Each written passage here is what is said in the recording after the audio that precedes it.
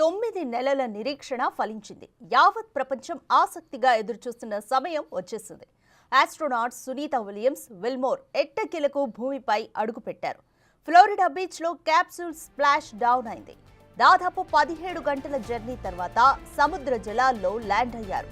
వెంటనే రంగంలోకి దిగిన రెస్క్యూ టీమ్స్ సముద్ర జలాల్లోకి ప్రవేశించాయి, క్యాప్సూల్స్ ను వెలికితీశాయి.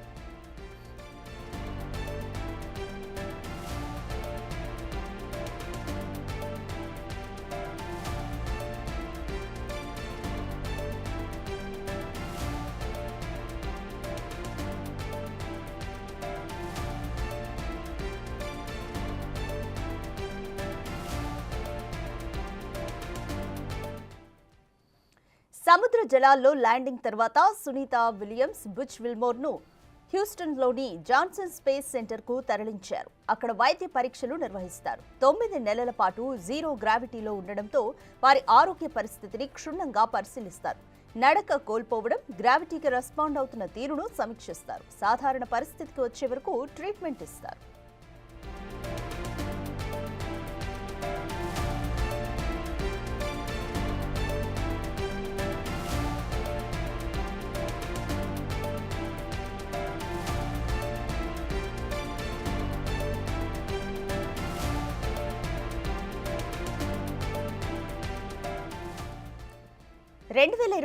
జూన్ 5న Boeing Starliner space ship లో అంతరిక్ష కేంద్రానికి బయలుదేరారు సునీతా విలియమ్స్, విల్మోర్.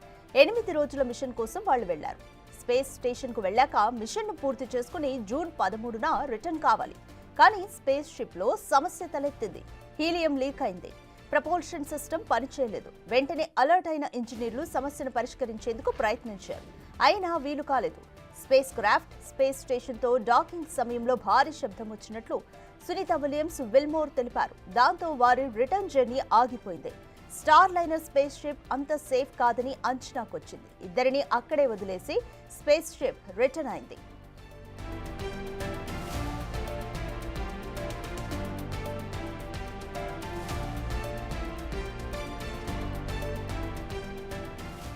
అప్పటి నుంచి ఇద్దరు ఐఎస్ఎస్ లోనే ఉండిపోయారు. వారిని తిరిగి భూమి మీదకు తీసుకొచ్చే ప్రయత్నాలన్నీ విఫలమవుతూ వచ్చాయి.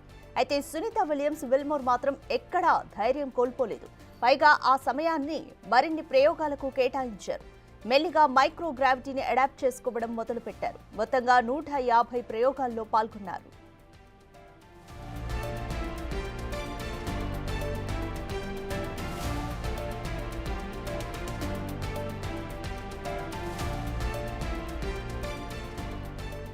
దాదాపు 9 నెలల పాటు గాల్లో తేలుతూ గడపడంతో అనారోగ్య సమస్యలు కూడా వచ్చే ఛాన్స్ ఉంటుంది. కండరాలు బలహీనపడడంతో నడవలేకపోవడం, నాడీ సమస్యలు, కంటి చూపు లోపాలు ఇలాంటి ఎన్నో సమస్యలు ఎదుర్కోవాల్సి వస్తుంది.